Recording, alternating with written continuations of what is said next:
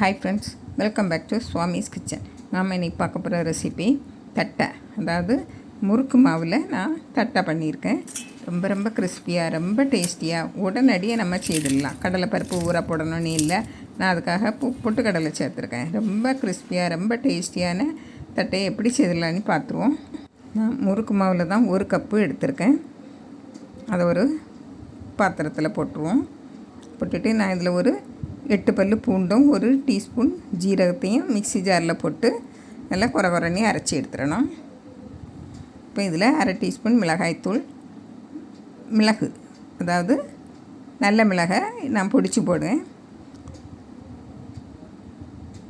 உப்பு, தேவையான அளவு உப்பு போட்டுடலாம். ஒரு 1/4 டீஸ்பூன் போட்டிருக்கேன். கருவேப்பிலை, பெருங்காயத்தூள், பொட்டுக்கடலையும் 1-2 பொடிச்சு போடுங்க. ஒரு டேபிள் ஸ்பூன் எண்ணெய் சூடான எண்ணெயை விடுங்க. பாருங்கள், நல்லா கலந்து விட்டுருங்க. இப்போ கொஞ்சமாக தண்ணி விட்டு நல்லா பிசைஞ்சு எடுத்துடலாம். நம்ம முறுக்கு மாவுக்கு கொஞ்சம் இலக்கமாக பிசைவோம், அதோட கொஞ்சம் கெட்டியாக. பாருங்கள், நல்லா சாஃப்டாக பிசையணும். ஒரு 4-5 நிமிஷமாவது நல்லா அடித்து நல்லா பிசைங்க, அப்படின்னா தான் நல்லா சாஃப்டாக வரும். பாருங்கள், நல்லா சாஃப்டாக வரும். பாருங்கள், இப்படி இருக்கணும். இப்போ சின்ன உருண்டைகளாக உருட்டி போட்டுவிடுங்க. முதல்ல இப்படி இந்த பாருங்க, வெடிப்பு இல்லாமல் இருக்கணும். பாருங்கள், இப்படி தட்டின உடனே வெடிப்பு இல்லாமல் இருக்கணும். இதுதான் பக்குவம். இப்போது நான் பிளாஸ்டிக் சீட்டை போட்டிருக்கேன். பாருங்கள், அதில் நீங்கள் சின்ன உருண்டைகளாக உருட்டி வச்சுருங்க. நீங்கள் பெரிய கவரை எடுத்து அப்படி பண்ணுவீங்களன்னா நிறைய வைக்கலாம். நான் 4 வச்சுருக்கேன். இதுக்கு மேலேயும் ஒரு கவரை போட்டுருங்க. இது சாப்பாடு பொதியக்கூடிய பேப்பர் தான். பாருங்கள், அதில் கொஞ்சம் எண்ணெய் தடவி வச்சுருங்க. இப்படி ஒரு பாத்திரத்தை வச்சு இப்படி தட்டி விட்டுருங்க. சீக்கிரமாக செய்துட்டு விளையிடலாம்.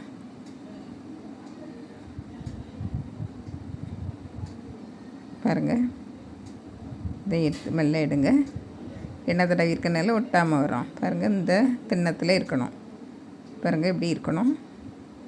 இப்போ நம்ம இதில் இந்த ஃபோர்க் எடுத்து குத்தணும். பாருங்கள், நான் இப்போ இங்கே பெரிய உருண்டைகளை உருட்டி வைங்க.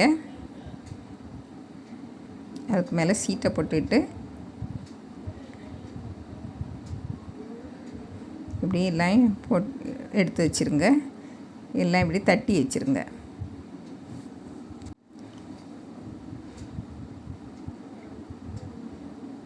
பாருங்கள், உங்களுக்கு இப்போ நல்ல கரெக்டான வட்டமாக வேணும் அப்படின்னா சின்ன பாத்திரத்தை எடுத்து இப்படி பாருங்கள், இப்படி கட் பண்ணி எடுத்துடலாம். உங்கள்கிட்ட பிஸ்கட் கட்டர் இருந்தனாக்கி அதை வச்சும் எடுத்துடலாம். அப்படின்னா ஒரே அளவாட்டு வரும். இல்லை அப்படி இல்லைன்னா அப்படியே விட்டுருங்க.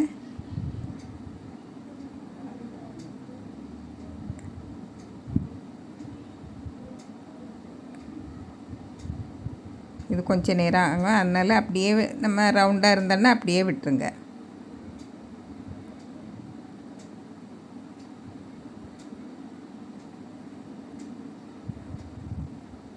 பாருங்கள், சுற்றி உள்ளதெல்லாம் எடுத்துருங்க.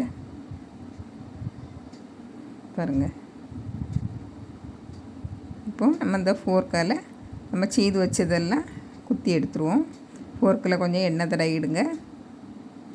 இப்படி எல்லாம் இப்போ அதில் ஃபோர்க்கில் நம்ம குத்தலை அப்படின்னா உப்பி பூரியனாக வரும், உள்ளே வேகாமல் இருக்கும். நல்லா வெட்டுங்க. இப்படி எல்லாமே நம்ம செய்து வச்சுட்டு நம்ம தட்டையை பொரித்தோம்னா சீக்கிரமாக பொரித்து எடுத்துடலாம். பாருங்கள், மேலே வந்துடும். உடனே எண்ணெய் நல்லா காய்ச்சிருக்கணும். அதுக்கு பிறகு மீடியம் ஃப்ளேமில் மாற்றிட்டு நீங்கள் ஒவ்வொன்றா போடுங்க.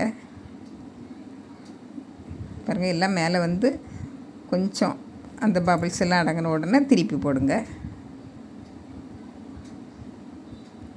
அடுப்பை மீடியம் ஃப்ளேமில் வச்சு வைங்க. அப்படின்னா தான் தீஞ்சு போகாமல் நல்லா ஒரே கலராட்டு வரும். பாருங்கள், நல்லா கிறிஸ்பியாக நல்லா பொரிஞ்சிருக்கு. பாருங்கள்,